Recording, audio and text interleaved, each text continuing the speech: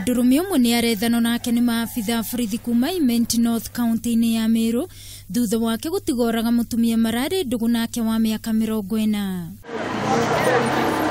Kuringana na OCPD wa mwena ucio Peter Kimani augite gikuo giki kia gukorwo kiumanite na area cio gukorwo mahitanitie kiwendo kuona mutumia uyu uria ukurikanite ta Lucy Makena araikaraga ari Victoria aria mariganitie maugite. The relatives were looking for her, and yesterday at around 3 p.m. they broke into her house and found her lying dead in a pool of blood. An indication that she had been stabbed in the neck and was found lying dead.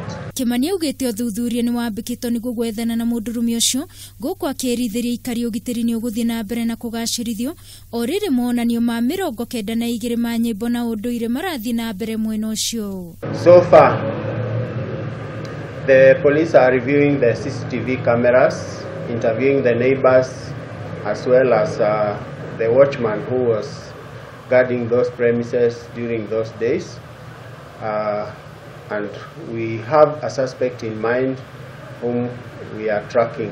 Nake County Commissioner wa County ya Meru Wilfred Nyagwanga ni ashakaite wongerereku wa njoragano county-ini iyo. Ile shida tuko na kwa county ya Meru ni maneno ya drugs. Ukiona hata ile shida tuko na pia maneno ya murder cases. Kwa sababu yule mtu akitumia bangi hata aone maisha kama ni maisha ya kuishi, so wana commit those crimes. Girifotera Kameme TV ni jitagwo Wagui wa Mwirori.